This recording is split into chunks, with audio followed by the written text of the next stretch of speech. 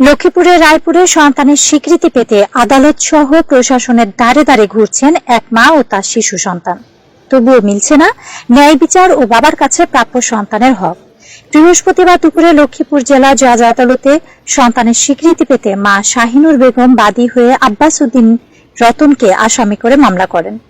জেলা জজ আদালতের বিচারক মোহাম্মদ শাহিন উদ্দিন আপিল মামলাটি গ্রহণ করে আগামী ২৬ নভেম্বর শুনানির জন্য দিন ধার্য করেছেন। মামলার বাদী শাহিনুর আক্তার রায়পুর উপজেলার উত্তর চরবংশী ইউপির বংশী ব্রিজ এলাকার আয়ুব আলীর মেয়ে। অভিযুক্ত আব্বাস উদ্দিন রতন রায়পুর পৌরসভার নতুন বাজার এলাকার বাসিন্দা ও কৃষি ব্যাংকের অবসরপ্রাপ্ত সাবেক কর্মকর্তা। স্থানীয়রা জানান, রায়পুরের উত্তর চরবংশী ইউপির বংশী ব্রিজ এলাকার আয়ুব আলীর মেয়ে শাহিনুর ২০০০ সালের ৩ মার্চ ছিল ১০ বছরের কিশোরী। ওই সময় চাচাতো ভাইয়ের সাথে শাহিনুরকে জোরপূর্বক বাল্য বিয়ে দেন তার পিতামাতা। ২ মাস পর তাদের মধ্যে দাম্পত্য কলহ সৃষ্টি হলে ছাড়াছাড়ি হয়ে যায়। শাহিনুর বেগমের সাথে ২০০২ সালে নতুন বাজার এলাকার বাসিন্দা মৃত আব্দুল লতিফ ভূঁইয়ার ছেলে রায়পুরের সাবেক কৃষি ব্যাংক কর্মকর্তা আব্বাস উদ্দিন রতনের সাথে পরিচয়ের সুবাদে তার বাসায় গৃহকর্মীর কাজে নেন। বাসায় কাজ করাকালীন সময় শাহিনুরের উপর কুদৃষ্টি পড়ে আব্বাস উদ্দিন রতনের। বিভিন্ন সময় জোরপূর্বক মেলামেশা করার চেষ্টা করত সে।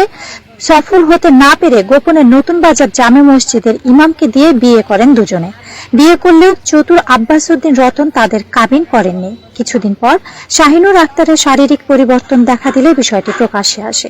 ২০১৪ সালের ২৪ আগস্ট তিনি পুত্র সন্তান শাহাদাতকে জন্ম দেন। শিশুটির বর্তমান বয়স ১১ বছর। শাহিনুর আক্তারের কাছে বিয়ের কাবিননামা না থাকায় স্বামী আব্বাস উদ্দিন রতন পুত্র সন্তান ও শাহিনুরকে অস্বীকার করে বাড়ি থেকে তাড়িয়ে দেন। এরপর স্বামী ও পুত্র সন্তানের পিতৃত্বের পরিচয় আদায়ের লক্ষ্যে ২০২১ সালের ৬ অক্টোবর শাহিনুর বাদী হয়ে সিনিয়র জুডিশিয়াল ম্যাজিস্ট্রেট আমলি রায়পুর আদালতে একটি সিআর মামলা দায়ের করেন আব্বাস উদ্দিন রতনকে অভিযুক্ত করে। মামলা দায়েরের পর আদালত ডিএনএ টেস্টের আদেশ দিলে আব্বাস উদ্দিন রতন রায়পুরের আওয়ামী লীগের প্রভাবশালী কয়েকজন নেতাকে দিয়ে চাপ প্রয়োগ করে মামলা প্রত্যাহার করতে বাধ্য করা হয় শাহিনুরকে। মামলা প্রত্যাহার করার পূর্বে কাবিনের টাকা বাবদ ৩ লক্ষ টাকা দেওয়া হয় শাহিনুরকে। বলা হয়, শাহাদাতকে ছেলে হিসেবে মেনে নিয়েছেন এবং প্রতি মাসে ছেলের ভরণ পোষণ বাবদ ৫,০০০ টাকা দেওয়ার প্রতিশ্রুতি দেন। কিন্তু কৌশলে মামলা প্রত্যাহার করানোর পর সন্তানের স্বীকৃতি বা ভরণ পোষণ কোনোটাই এখন পর্যন্ত দেয়নি আব্বাস উদ্দিন রতন। এ বিষয়ে লক্ষ্মীপুর জেলা ও দায়রা জজ আদালতের আইনজীবী আব্দুল আহাদ সাকিব পাটোয়ারি বলেন, জি, আপনি সঠিক শুনেছেন। আব্বাস উদ্দিন রতনের বাসায় গৃহকর্মীর কাজ করার সুবাদে আব্বাস উদ্দিনের সাথে তার একটা সম্পর্ক গড়ে ওঠে। পরবর্তীতে আব্বাস উদ্দিন রায়পুর নতুন বাজার জামে মসজিদের ইমামকে দিয়ে তাদের বিয়ে করান। গোপনে সেটি বিয়েটি হয় এবং তারা গোপনেই দাম্পত্য জীবন অতিবাহিত করছেন দীর্ঘদিন থেকে। তার প্রথম স্ত্রী কিন্তু এই বিষয়টি জানেনি।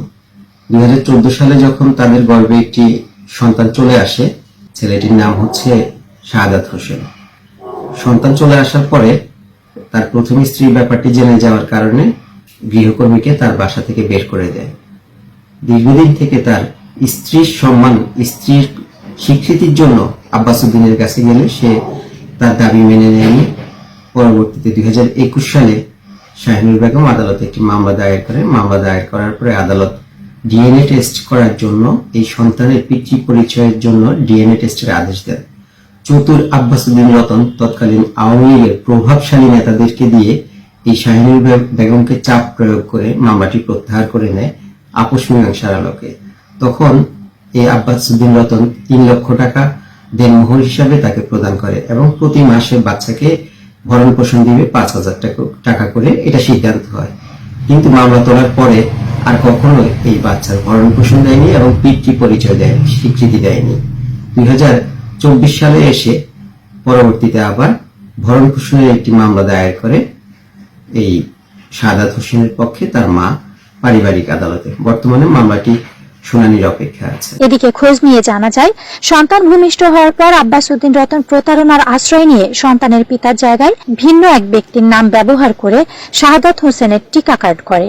শাহিনুর নিজ সন্তানকে নিয়ে স্বাস্থ্য সেবা অফিসে গিয়ে বিস্তারিত জানালে টিকা কার্ড সংশোধন করে। এ বিষয়ে অভিযুক্ত আব্বাস উদ্দিন রতন বলেন, শাহিনুর আমার বাসায় গৃহকর্মী ছিলেন। এলাকার একটি কুচক্রী মহল শাহিনুরকে দিয়ে মিথ্যা প্রোপাগান্ডা করছে। তাকে দিয়ে আদালতের মামলা দিয়ে তা প্রত্যাহার করেও নিয়েছেন। এখন আবারও আমাকে হয়রানি করছে, আবারও প্রমাণ করবে আমি নির্দোষ। লক্ষ্মীপুর থেকে পরান মাহমুদ, সাহারা টেলিভিশন। সাহারা টেলিভিশন, সবার সাথে সব সময়।